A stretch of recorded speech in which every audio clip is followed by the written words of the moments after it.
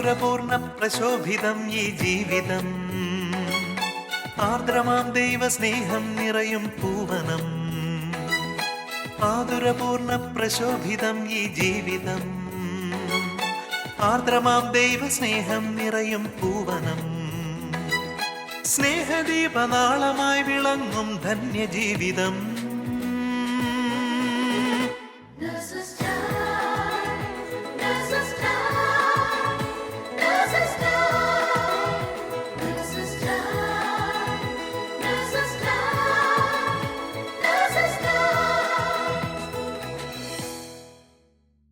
ഈശോ മിശിഹായ്ക്ക് സ്തുതിയായിരിക്കട്ടെ. ഓരോ നിമിഷവും നമ്മെ കരം പിടിച്ച് നയിക്കുന്ന ദൈവത്തിൻ്റെ അനന്ത സ്നേഹത്തിന് നന്ദി പറഞ്ഞുകൊണ്ട് ഇന്നത്തെ നഴ്സസ് ടൈമിലേക്ക് നിങ്ങൾ ഓരോരുത്തരെയും സ്വാഗതം ചെയ്യുന്നു. പാവങ്ങളുടെ അമ്മയായ വിശുദ്ധ മദർ തെരേസ ഇപ്രകാരം പറയുന്നു: സഹനം എന്നത് ജീവിതത്തിൽ ഈശോയെ ചുംബിക്കുവാനുള്ള അകലത്തിൽ നാം എത്തിക്കഴിഞ്ഞു എന്നതിൻ്റെ അടയാളമാണെന്ന്. ജീവിതത്തിലെ സഹനത്തിൻ്റെ നടുവിലും കർത്താവിൻ്റെ കരം പിടിച്ച് മുന്നേറിയ അബുദാബിയിൽ നിന്നുള്ള ഈ നഴ്സ് സഹോദരങ്ങളെ നാം പരിചയപ്പെടുമ്പോൾ കർത്താവിലുള്ള വിശ്വാസം ആഴപ്പെടുവാൻ നമുക്കും പ്രാർത്ഥിക്കാം. ഈശോ മിശിഹായ്ക്ക് സ്തുതിയായിരിക്കട്ടെ.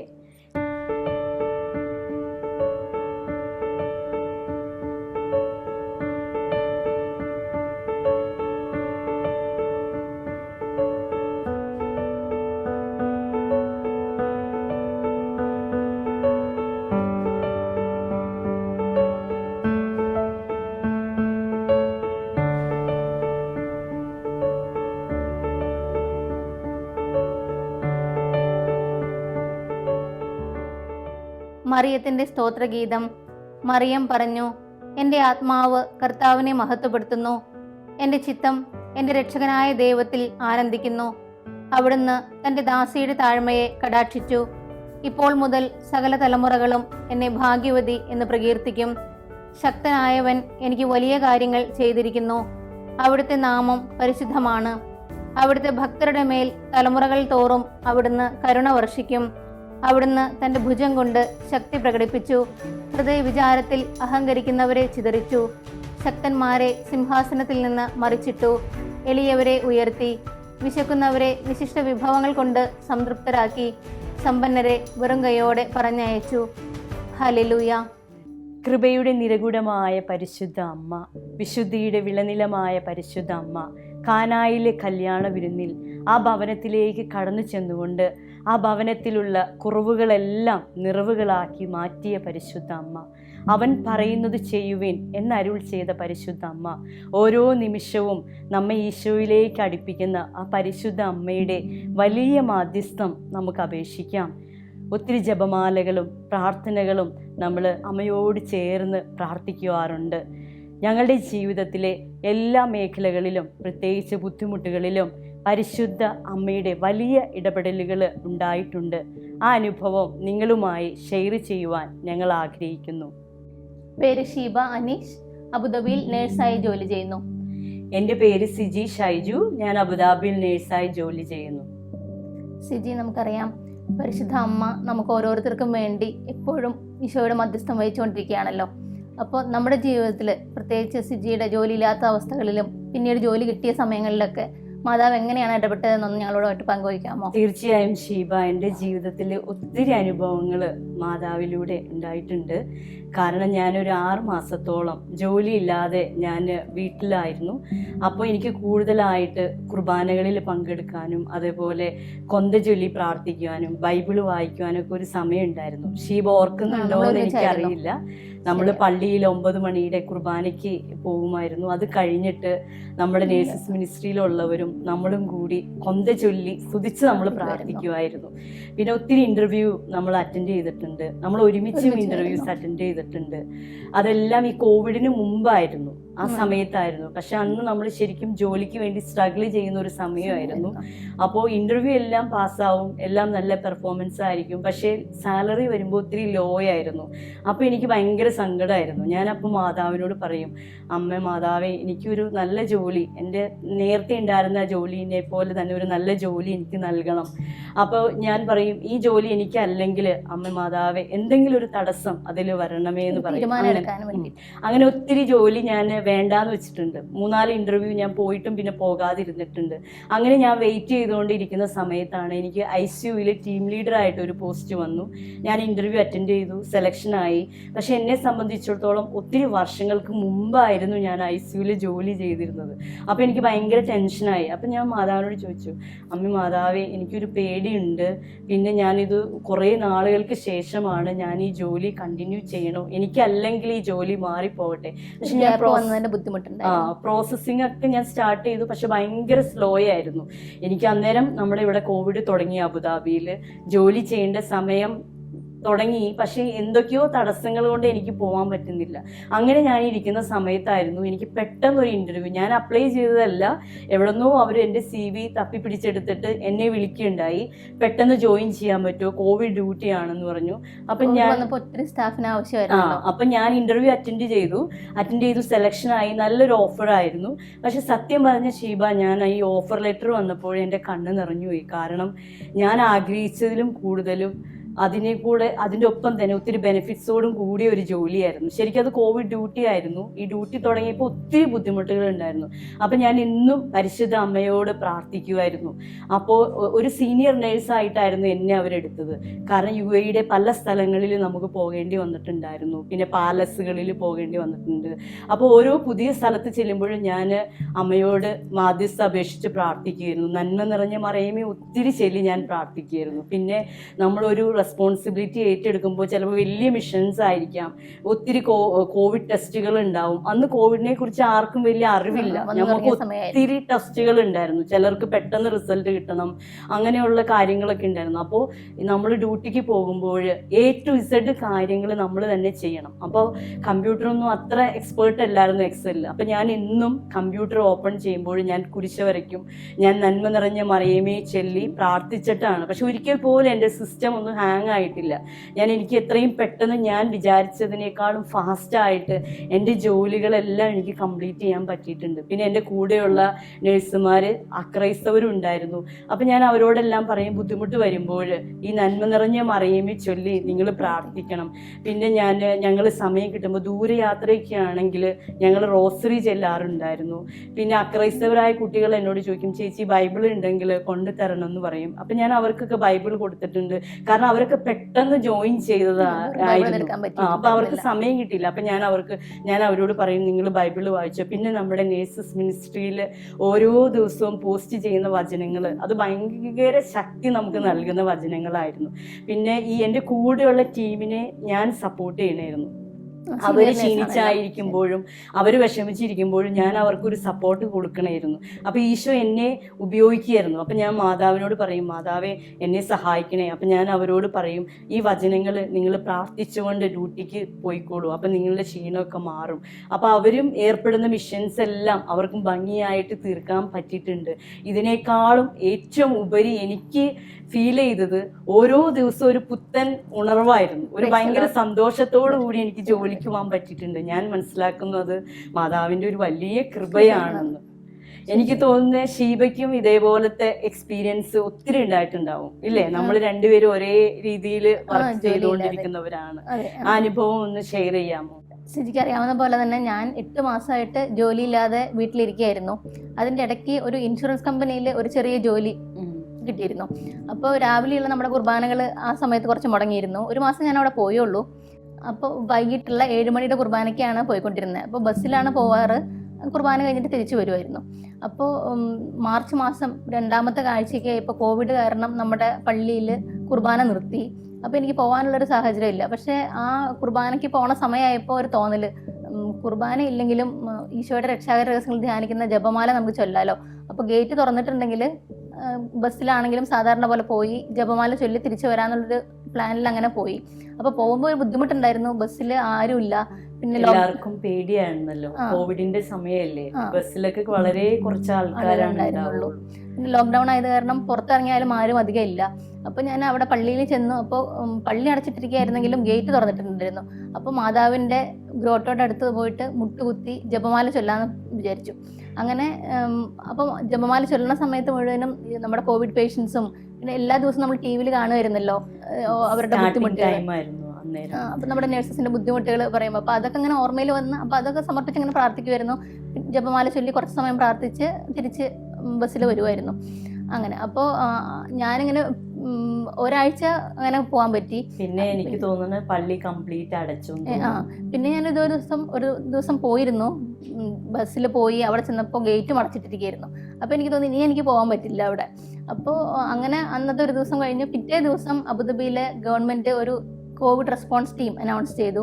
അപ്പോൾ അതിൽ ഫസ്റ്റ് ബാച്ചിലെ 30 പേരിൽ ഒരാളായിട്ട് ഞാനും ജോയിൻ ചെയ്തു. ഞാൻ ഓർക്കുന്നുണ്ട്, ഷീബ അന്ന് ടീം ലീഡറും കൂടി അല്ലായിരുന്നോ? ഒരു ഇന്ത്യനായിട്ട് ഞാനേ ഉള്ളായിരുന്നു അവിടെ, വേറെ നാഷണാലിറ്റീസ് ആയിരുന്നു ബാക്കി 29 പേരും. അങ്ങനെ ഞാൻ ജോയിൻ ചെയ്തു. ഞങ്ങൾ ഒരു ആഴ്ച ഞങ്ങൾക്ക് ട്രെയിനിങ് ഉണ്ടായിരുന്നു. അങ്ങനെ ഞാൻ ജോലിയിലേക്ക് കയറാൻ പോകും. അപ്പം ഞാൻ ആ സമയത്ത് ഇങ്ങനെ ഓർക്കുമായിരുന്നു, മാതാവ് എന്നെ ഒരുക്കുമായിരുന്നു. എനിക്കും ഇങ്ങനെ ഒരു കോവിഡ് ഡ്യൂട്ടി വരുന്നുണ്ടെന്ന് എനിക്കറിയില്ലെങ്കിലും മാതാവിനെ അറിയായിരുന്നല്ലോ. അപ്പോൾ എല്ലാവർക്കും വേണ്ടി പ്രാർത്ഥിക്കാനും എനിക്കും ഒരുങ്ങാനും വേണ്ടിയിട്ടുള്ള ഒരു അവസരം മാതാവ് ഒരുക്കി തന്നിരുന്നത്. പിന്നെ ഞാൻ ഒരാഴ്ചത്തെ ട്രെയിനിങ്ങിന് ശേഷം ഞാൻ ആദ്യമായിട്ട് ഹോസ്പിറ്റലിൽ ജോലിക്ക് പോവാം. അപ്പോൾ ഒരു അരമണിക്കൂർ ബസ്സിൽ നമുക്ക് യാത്ര ചെയ്യണം. അപ്പോൾ ആ ഒരു സമയത്തും പിന്നെ ഞാൻ ഹോസ്പിറ്റലിൽ ചെന്ന് എനിക്ക് അസൈൻ ചെയ്തിട്ടുള്ള പേഷ്യൻസിനെ എൻ്റെ റൂംസൊക്കെ അന്വേഷിച്ച് നടക്കുന്ന സമയത്തും മനസ്സിൽ വലിയ പേടിയും ഒരു ഭാരമായിരുന്നു. ഷീബ ദിവസങ്ങളിലൊക്കെ വിളിച്ചത് ഞാൻ ഓർക്കുന്നുണ്ട്. എന്ത് സിസ്റ്റം പുതിയതാണ്, ഒത്തിരി സ്ട്രഗിൾ ചെയ്തിരുന്നു. അത് ഒരു പെസഹ സമയമായിരുന്നു, ഏപ്രിൽ 9-ാം തീയതി പെസഹ വ്യാഴായിരുന്നു. ഞാൻ നൈറ്റ് ഡ്യൂട്ടിക്കാണ് പോകുന്നത്. അപ്പോൾ ഞാൻ ഹോസ്പിറ്റലിൽ ചെന്ന് ഇങ്ങനെ മാതാവിനോട് ഈശോയോടൊക്കെ ഇങ്ങനെ പറഞ്ഞു, ഇങ്ങനെ കുറേ വർഷങ്ങൾക്ക് മുമ്പ് ഇതുപോലൊരു രാത്രിയിൽ നീയും ഈശോയും ഒത്തിരി പിറ്റേ ദിവസത്തെ പറ്റിയുള്ള കുരിശുമരണത്തിൻ്റെ ഓർമ്മയിൽ വിഷമിക്കുമായിരുന്നല്ലോ. അപ്പോൾ ഈ വിഷമങ്ങളോടും സഹനങ്ങളോടൊക്കെ ചേർന്ന് ഞാൻ എൻ്റെ പേടിയും പ്രശ്നങ്ങളൊക്കെ കാഴ്ചവെക്കുകയാണെന്ന്. അപ്പോൾ ഞാൻ മാതാവിനോട് ഈശോയോടും വർത്താനം പറയുന്നുണ്ടെങ്കിലും ഞാൻ പേഷ്യൻസിനോടൊന്നും സംസാരിച്ചില്ല. ഞാൻ പേടിയായിരുന്നു.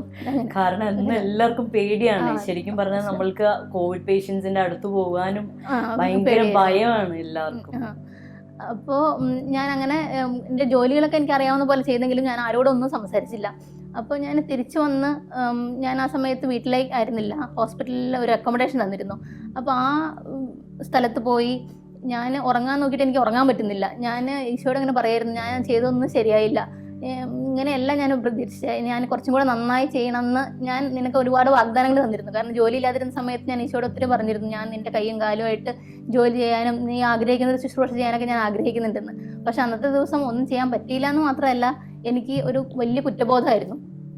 അപ്പോൾ ഞാൻ അങ്ങനെ ഒരു വിഷമിച്ചിരിക്കുന്ന സമയത്ത് ഒരു കൊന്ത ചൊല്ലാമെന്ന് വിചാരിച്ചു. കൊന്ത ചൊല്ലി കഴിഞ്ഞപ്പോൾ കുറച്ച് നേരം ബൈബിളും കൂടെ വായിച്ചിട്ട് ഉറങ്ങാമെന്നുള്ള പ്രതീക്ഷയിൽ അങ്ങനെ കൊന്ത ചൊല്ലി ബൈബിൾ വായിക്കാനെടുത്തപ്പോൾ എനിക്ക് കിട്ടിയത് വിശുദ്ധ യോഹന്നാൻ്റെ സുവിശേഷം 18-ാം അധ്യായം, യേശുവിനെ ബന്ധിക്കുന്ന ഭാഗമാണ്. അപ്പോൾ അതിൽ ഞാൻ വായിച്ചത്, യേശുവിനെ പിടിക്കാൻ പന്തങ്ങളും വിളക്കുകളും ആയുധങ്ങളുമായിട്ട് വന്ന ആളുകളുടെ അടുത്തേക്ക് തനിക്ക് സംഭവിക്കാനിരിക്കുന്നതെല്ലാം അറിഞ്ഞിരുന്ന ഈശോ മുമ്പോട്ട് ചെന്ന് ചോദിക്കുന്നുണ്ട്, നിങ്ങൾ ആരെയാണ് അന്വേഷിക്കുന്നതെന്ന്. അപ്പോൾ അവർ പറയും, നസറായനായ യേശുവിനെ എന്ന്. അപ്പോൾ ഈശോ മറുപടി കൊടുക്കുന്നുണ്ട്, അത് ഞാനാണെന്ന്. ഈ ഒരു ഭാഗം വായിച്ചപ്പോൾ എനിക്ക് കിട്ടിയ ഒരു ധൈര്യവും പ്രത്യാശയും അതെത്രയാണെന്ന് ഇപ്പോഴും അത് പറയുമ്പോൾ എനിക്കൊരു സന്തോഷമാണ്. അപ്പോൾ ഞാനിങ്ങനെ വിചാരിക്കുമായിരുന്നു, മാതാവ് ഈശോയുടെ ഇടപെടൽ നമ്മുടെ ജീവിതത്തിൽ ഉണ്ടാവാൻ വേണ്ടിയും കൂടെ നമ്മളെ ഒരുക്കുന്നുണ്ട്. നമ്മുടെ ആവശ്യങ്ങളും നിയോഗങ്ങളൊക്കെ ഈശോയോട് പറയുന്നുണ്ട്, അതുപോലെ തന്നെ നമ്മളെ ഒരുക്കുന്നുണ്ട്. അപ്പോൾ ആ വചനം എനിക്ക് ഒത്തിരി ധൈര്യം തന്നു. അപ്പോൾ ഞാനിങ്ങനെ മാതാവിനോട് പറയുന്നത്, നിൻ്റെ മോന് എന്ത് ധൈര്യ. അപ്പോൾ ഞാൻ എൻ്റെയും പ്രശ്നം ഇതാണല്ലോ, കോവിഡ് പേഷ്യൻസിൻ്റെ അടുത്ത് പോകുമ്പോൾ കൊറോണ എനിക്കും വരും എന്നുള്ളൊരു പേടിയിലാണ് ഞാനും ആരോട് സംസാരിക്കാതൊക്കെ ഇരുന്നത്. അപ്പോൾ അന്ന് ആ ഒരു വചനം എന്നെ ഒത്തിരി ശക്തിപ്പെടുത്തി. അപ്പം ഞാനിങ്ങനെ വിചാരിച്ചു, ഈ ഈശോനെ കൊണ്ടാണ് ഞാനും പോകുന്നത്, അപ്പോൾ എന്നെയും ഈശോ സഹായിക്കും, എന്നെയും ശക്തിപ്പെടുത്തും. അപ്പോൾ അന്ന് എനിക്ക് ശരിക്കും ഉറങ്ങാനും പറ്റിയില്ലായിരുന്നു. ആ ഒരു ആഗ്രഹമായിരുന്നു, പിന്നെ ജോലിക്ക് പോകണം, എനിക്ക് എല്ലാം പറ്റുന്ന പോലെ നന്നായി ചെയ്യണമെന്ന്. അപ്പോൾ അന്ന് എനിക്ക് കോവിഡ് ഡ്യൂട്ടി തുടങ്ങിയ സമയത്ത് മനസ്സിലായതെന്ന് പറഞ്ഞാൽ, ബാക്കി പേഷ്യൻസിനേക്കാളും വ്യത്യാസമായിട്ട് കോവിഡ് പേഷ്യൻസ് എപ്പോഴും ആഗ്രഹിച്ചിരുന്നത് അവരുടെ തൊട്ടടുത്ത് പേടിയില്ലാതെ ഒന്ന് സാധാരണ പോലെ സംസാരിക്കുന്ന ഒരാളെയാണ്. അപ്പോൾ ആ ഒരു വചനം എന്നെ ശക്തിപ്പെടുത്തി. അപ്പോൾ ഈശോനെ പറ്റി പറയാനാണെങ്കിലും ഇങ്ങനെ ഞാൻ എപ്പോഴും പോക്കറ്റിലൊരു മാതാവിൻ്റെ കൊന്തയും ഒരു കുരിശ് രൂപവും മിഖായിൽ മാലാഖയുടെ ഒരു കാർഡും കൊണ്ട് നടക്കുമായിരുന്നു. അപ്പോൾ ശരിക്കും നമ്മുടെ സമയം അനുവദിക്കുന്നതിനനുസരിച്ചിട്ട് ഓരോ പേഷ്യൻസിൻ്റെ അടുത്ത് പോകുമ്പോൾ ഞാനിങ്ങനെ പറയും, ഇത് മാതാവാണ്, ഈശോ ഞാൻ ഒത്തിരി ഇഷ്ടപ്പെടുന്ന ഒരാളാണ്, ഞാൻ ഈ ഈശോയോടാണ് എല്ലാ കാര്യങ്ങളും പറയുന്നത്. അപ്പോൾ അവരെപ്പോഴും അവരുടെ പ്രശ്നങ്ങൾ നമ്മുടെ അടുത്ത് പറയും. അവർ പെട്ടെന്ന് ഒരു ഐസൊലേഷനായിട്ടുള്ള ബുദ്ധിമുട്ടുകളൊക്കെ പറയാറുണ്ട്. അപ്പോൾ അങ്ങനെ ഈശോനെ പറ്റി പറയാനുള്ള ഒരു അവസരവും ആ സമയത്ത് ഈശോ എനിക്ക് ഒരുക്കി തന്നിരുന്നു. അപ്പോൾ ഇതൊക്കെ ഒരു വലിയ മാതാവിൻ്റെ ഇടപെടലിൽ എൻ്റെ ജീവിതത്തിലും പ്രത്യേകിച്ച് ജോലി മേഖലയിൽ ഉണ്ടായ കാര്യങ്ങൾ ഞാൻ ഓർക്കുകയാണ്. അപ്പോൾ സിജിയോട് ഞാൻ ചോദിക്കുകയാണെങ്കിൽ നമ്മൾ ജോലി മേഖലയിലെ കാര്യങ്ങളൊക്കെ പറഞ്ഞു. അപ്പോൾ ജോലിയില്ലാതെ കുറച്ച് സമയം വീട്ടിലായിരുന്നല്ലോ. അപ്പോൾ വീട്ടിലെല്ലാ കാര്യങ്ങളും ചെയ്യാൻ പറ്റുമായിരുന്നു. പെട്ടെന്നൊരു ദിവസം ജോലിക്ക് വിളിച്ചപ്പോൾ വീട്ടിലെ കാര്യങ്ങളൊക്കെ എങ്ങനെ ക്രമപ്പെടുത്തിയിരുന്നത്? ശരിക്കും ശിവ, ഞാൻ ജോലിക്ക് കയറുന്നതിന് മുമ്പ് ഞാൻ ഒത്തിരി പ്രാർത്ഥിച്ച് ഒരുങ്ങി. അപ്പോൾ എനിക്ക് കിട്ടിയൊരു വചനം സങ്കീർത്തന പുസ്തകം 17-ാം അധ്യായം 8-ാം തിരുവചനമായിരുന്നു. എൻ്റെ കണ്ണിലെ കൃഷ്ണമണി പോലെ എന്നെ കാത്തുകൊള്ളണമേ, അങ്ങയുടെ ചിറകിൻ്റെ നിഴലിൽ എന്നെ മറച്ചു കൊള്ളണമേ. സിജിയുടെ വാട്സപ്പിൽ അന്ന് തന്നെ ഞാൻ എൻ്റെ വാട്സപ്പിൽ ആ വചനം അപ്ലോഡ് ചെയ്തിട്ടുണ്ട്. ഇന്നുവരെ ആ വചനത്തിൻ്റെ വലിയ ശക്തിയും സംരക്ഷണവും എൻ്റെ വ്യക്തി ജീവിതത്തിലും കുടുംബജീവിതത്തിലും ഞാൻ അനുഭവിക്കുന്നുണ്ട്. ശരിക്കും പറഞ്ഞാൽ അന്ന് കോവിഡ് ഡ്യൂട്ടി തുടങ്ങിയ സമയത്ത് നമ്മൾ തിരിച്ചു വന്നിരുന്നത് ഞാൻ വീട്ടിലേക്കായിരുന്നു. കാരണം ഞങ്ങൾക്ക് പ്രത്യേക അക്കോമഡേഷൻ ഇല്ലായിരുന്നു. അപ്പോൾ പേടിയായിരുന്നു, എനിക്ക് കോവിഡ് വരുമോ, മക്കൾക്ക് കോവിഡ് വരുമോ എന്നൊക്കെ. പക്ഷേ ഞാൻ എന്നും പരിശുദ്ധ അമ്മയുടെ മാധ്യസ്ഥം ഞാൻ അപേക്ഷിക്കാറുണ്ട്. ഞാൻ ഓരോ ദിവസവും ഡ്യൂട്ടിക്ക് ഇറങ്ങുന്നതിന് മുമ്പ് അമ്മയുടെ തിരുഹൃദയത്തിലേക്ക് എന്നെയും എൻ്റെ കുടുംബത്തെയും ലോകം മുഴുവനുമുള്ള നഴ്സുമാരെയും സമർപ്പിച്ച് പ്രാർത്ഥിക്കാറുണ്ടായിരുന്നു. അപ്പം ഞാൻ അമ്മയോട് പറയും, അമ്മയുടെ നീല കാപ്പയിൽ ഞങ്ങൾക്ക് സംരക്ഷണം നൽകണമേ എന്ന്. പിന്നെ ശിവയ്ക്ക് അറിയാലോ, എനിക്ക് വണ്ടി ഓടിക്കാൻ ഭയങ്കര പേടിയായിരുന്നു. ഞാൻ ലൈസൻസ് എടുത്തിട്ട് പോലും കുറേ നാളുകൾ ഞാൻ വണ്ടി ഓടിക്കാതിരുന്നു. പക്ഷേ ഈ പുതിയ ജോലി കിട്ടിയപ്പോൾ എനിക്ക് വണ്ടി ഓടിക്കാതെ നിർവാഹം ഇല്ലാന്നായി. ഒത്തിരി ദൂരം ഉണ്ടായിരുന്നു. ഇവിടെ എൻ്റെ വീട്ടിൽ നിന്ന് 45 മിനിറ്റ്സോളം ഉണ്ടായിരുന്നു. അപ്പം ഞാൻ വണ്ടി ഓടിക്കാൻ തുടങ്ങി. വണ്ടിയിൽ കയറുമ്പോൾ തൊട്ട് ഞാൻ പ്രാർത്ഥിക്കും. അപ്പം ഞാൻ പറയും, പരിശുദ്ധ അമ്മേ, മാതാവേ, എൻ്റെ കരം പിടിച്ചോളണേ, അമ്മയുടെ മടിയിലിരുത്തി എന്നെ വണ്ടി ഓടിക്കണേ, പരിശുദ്ധാത്മാവേ എൻ്റെ സ്റ്റിയറിങ്ങിൻ്റെ കൺട്രോള് പൂർണ്ണമായിട്ടും ഏറ്റെടുക്കണേ. ചിലപ്പോഴൊക്കെ വഴി തെറ്റി പോയിട്ടുണ്ട്, പക്ഷേ എങ്കിൽ കൂടി എനിക്കൊരു ടെൻഷനോ അങ്ങനെ ഒന്നുമില്ല. ഞാൻ നല്ല സുഖമായിട്ട് എനിക്ക് ഒരു ഭയം ഇല്ലാതെ വണ്ടി ഓടിക്കാൻ പറ്റിയിട്ടുണ്ട്. പിന്നെ ഞാൻ തിരിച്ച് നമ്മൾ ഡ്യൂട്ടിയൊക്കെ കഴിഞ്ഞ് ചിലപ്പോൾ നമുക്ക് ഒത്തിരി ലേറ്റ് ആവും, നമ്മളുടെ പറഞ്ഞ ടൈമിനേക്കാളും കൂടുതൽ ഡ്യൂട്ടി ടൈമൊക്കെ ഉണ്ടാവും. പിന്നെ വാക്സിനേഷൻ ടീമിലേക്ക് ഞാൻ മാറി. അപ്പോൾ ഈ വാക്സിനേഷൻ എടുക്കാൻ വരുന്നവർക്കൊക്കെ ഭയങ്കര ടെൻഷനൊക്കെയാണ്. ആദ്യമായിട്ട് ഇവർക്കൊന്നും അറിയില്ല. അപ്പോൾ നമ്മൾ അവരോട് സംസാരിക്കുമ്പോൾ തന്നെ അവരുടെ പകുതി പേടി മാറും. പിന്നെ നമുക്കും അറിയില്ല ഈ വാക്സിന് എന്തൊക്കെ സൈഡ് എഫക്ട്സുകൾ ഉണ്ടെന്നുള്ളത്. ആർക്കും ഇതിനെക്കുറിച്ച് ഒരു ഐഡിയ ഇല്ലാത്ത സമയമാണ്. അപ്പോൾ ഞാൻ ഓരോരുത്തരെ കുത്തുമ്പോഴും ഞാൻ പ്രാർത്ഥിക്കുന്നു. ഇഞ്ചക്ഷൻ എടുക്കുമ്പോൾ ഈശോയെ ഇവരെ തൊടണേ, ഒരു പ്രശ്നമൊന്നും ഉണ്ടാവല്ലേ, മാതാവെ കൂടി ആയിരിക്കണേ. പക്ഷേ ഒരു പ്രശ്നവും ഉണ്ടായിട്ടില്ല. അപ്പോൾ അതേപോലെ നമ്മുടെ ഡ്യൂട്ടിയൊക്കെ പല സമയത്തും എക്സ്റ്റെൻഡ് ചെയ്യേണ്ടി വന്നിട്ടുണ്ട്. അപ്പോൾ തിരിച്ച് വീട്ടിൽ വരുമ്പോഴും ഭയങ്കര ബുദ്ധിമുട്ടായിരിക്കും. കാരണം ചിലപ്പോൾ ഒത്തിരി ജോലി ഉണ്ടാവും, വീട്ടിൽ കാര്യങ്ങൾ, കുക്കിങ്, കിച്ചൺ, ഇതെല്ലാം ചെയ്യണം. കാരണം അന്നേരം കോവിഡ് സമയം ആയതുകൊണ്ട് പെട്ടെന്ന് ആരെയും കിട്ടിയുമില്ല, പെട്ടെന്ന് ജോലിക്ക് കയറി. അപ്പോൾ ആദ്യമൊക്കെ എനിക്ക് പെട്ടെന്ന് വിഷമം വരും. അപ്പം ഞാൻ മാതാവിനോട് നന്മ നിറഞ്ഞ മറിയമേ ചൊല്ലിക്കൊണ്ട് ഞാൻ കിച്ചണിൽ കയറിയിട്ട് ഞാൻ പാത്രങ്ങളൊക്കെ പെട്ടെന്ന് കഴുകി തീർത്ത് ഞാൻ കുക്ക് ചെയ്യും. ഭയങ്കര സ്പീഡിൽ കുക്ക് ചെയ്യണം, കാരണം നമുക്ക് അധികം സമയമില്ല. അപ്പം ശരിക്കും പറഞ്ഞാൽ ഞാൻ നന്നായിട്ട് പ്രാർത്ഥിച്ച് ഈ കൊന്ത ചൊല്ലിക്കൊണ്ട് കുക്ക് ചെയ്യും. നന്മ നിറഞ്ഞ മറിയമയാണ് ഞാൻ കൂടുതൽ ചെല്ലാറ്. അത് ചെല്ലുന്ന ദിവസങ്ങളിൽ ഒരു പ്രത്യേകത എനിക്ക് തോന്നിയിട്ടുള്ളത്, എൻ്റെ ഹസ്ബൻഡും കുട്ടികളും പറയും, ഇന്ന് കറികൾക്കൊക്കെ ഭയങ്കര ടേസ്റ്റ് ആണല്ലോ എന്ന്. അപ്പം എനിക്ക് തോന്നുന്നു ഇതെല്ലാം മാതാവിൻ്റെ ഒരു ഇടപെടലായിട്ടാണ് കേട്ടോ എനിക്ക് തോന്നിയേക്കണേ. ഞാൻ പ്രൈസ് ലോർഡ്. ശരിക്കും ശിവ, ഞാൻ ചോദിക്കുകയാണ്, ശിവ ശരിക്കും പെട്ടെന്ന് ജോലിക്ക് കയറി, പിന്നെ പെട്ടെന്ന് ഒരു വീട്ടിൽ നിന്ന് മാറി ഹോട്ടലിലായിരുന്നല്ലോ, ആഴ്ചയിൽ ഒരു ദിവസം അല്ലെങ്കിൽ ആഴ്ചയിൽ രണ്ടാഴ്ച കൂടുമ്പോൾ ഒരു ദിവസം ഒക്കെ അല്ലേ വീട്ടിൽ വന്നുകൊണ്ടിരുന്നത്. അപ്പൊ എങ്ങനെയാണ് അതെല്ലാം ഒന്ന് ക്രമപ്പെടുത്തിയത്? ഈ പറഞ്ഞ പോലെ തന്നെ എനിക്ക് വലിയ ബുദ്ധിമുട്ടായിരുന്നു. എന്ന് പറഞ്ഞാൽ ഇതൊരു കോവിഡ് റെസ്പോൺസ് ടീം ഒരു പ്രോജക്റ്റ് ആയിരുന്നു. പിന്നെ കോവിഡ് തുടങ്ങിയ സമയമായിരുന്നു, അപ്പോൾ അധികം സമയമില്ലായിരുന്നു. അപ്പോൾ ഞാൻ ഇൻ്റർവ്യൂ കഴിഞ്ഞ് പിറ്റേ ദിവസം തന്നെ ജോയിൻ ചെയ്യണമായിരുന്നു. കുറച്ച് ദൂരെയായിരുന്നു വീട്ടിൽ നിന്ന് ഉള്ള സ്ഥലം. അപ്പോൾ ഞാനങ്ങനെ പെട്ടെന്ന് പോണ സമയമായപ്പോൾ ഞാനിങ്ങനെ മാതാവിനോട് പറഞ്ഞാൽ, മാതാവിനെ കുറിച്ച് ഓർക്കുമ്പോൾ ഒക്കെ എനിക്ക് മനസ്സിൽ തോന്നാറുള്ളത് ഇങ്ങനെ സ്വർഗത്തിൽ ഇങ്ങനെ ഓടി നടക്കുന്ന ഒരാളായിട്ടാണ്. ഇപ്പം നമ്മുടെ ലോകത്തിലുള്ള നമ്മുടെ ഓരോരുത്തരുടെ കാര്യങ്ങളാണെങ്കിലും ശുദ്ധീകരണ സ്ഥലത്തിലെ ആൾക്കാരുടെ കാര്യങ്ങളാണെങ്കിലും എല്ലാം ഈശോയോട് പറഞ്ഞ് എല്ലാവർക്കും വേണ്ടി എല്ലാം ചെയ്തു കൊടുക്കുന്ന ഒരാളായിട്ടാണ്. അപ്പം ഞാനിങ്ങനെ മാതാവിനോട് പറയുന്നത്, ഞാനും വീട്ടിൽ നിന്ന് പോകുമ്പോൾ എൻ്റെ വീട്ടിലെ കാര്യവും നീ നോക്കണമെന്ന്. അപ്പോൾ അങ്ങനെ മാതാവിനോടൊക്കെ ഏൽപ്പിച്ച്, വിഷമങ്ങളൊക്കെ ഉണ്ടായിരുന്നെങ്കിലും മാതാവിനെ ഏൽപ്പിച്ച് കഴിഞ്ഞപ്പോൾ ഒത്തിരി സമാധാനത്തോടെ ഞാൻ ഇറങ്ങിയത് വീട്ടിൽ നിന്ന്. അതെനിക്കൊരു വലിയ അനുഗ്രഹമായിട്ട് തോന്നിയിട്ടുണ്ട്.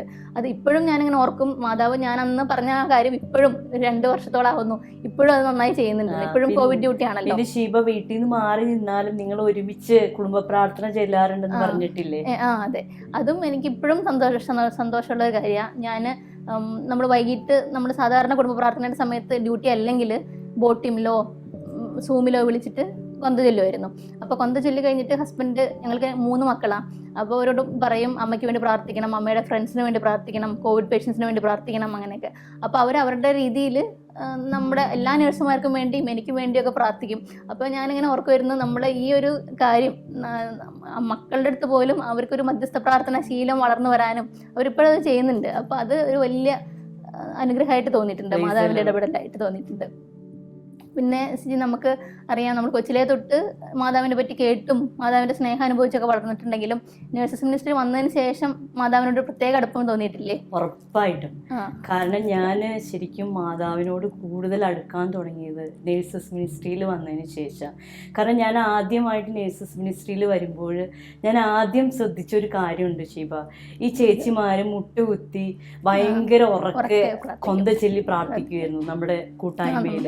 അപ്പം ഞാൻ വിചാരിക്കും, ഇത്ര ഉറക്കെ ചെല്ലേണ്ട ആവശ്യമുണ്ടോ, ഇത്ര ഭക്തിയോടുകൂടി ചെല്ലേണ്ട ആവശ്യമുണ്ടോ? പക്ഷെ ഞാനും സ്ലോലി അവരുടെ കൂടെ ഇരുന്നിട്ട് ഉറക്കെ കൊന്ത ചൊല്ലി പ്രാർത്ഥിക്കാൻ തുടങ്ങി. അപ്പോഴാണ് എനിക്ക് ആ ഒരു അഭിഷേകം, ഒരു കൃപ എനിക്ക് കിട്ടി തുടങ്ങിയത് കൊന്ത ചെല്ലുവാനുള്ളത്. കാരണം നമ്മൾ ആഗ്രഹിച്ചാലും നമുക്ക് പലപ്പോഴും കൊന്ത ചെല്ലാൻ പറ്റാറില്ല.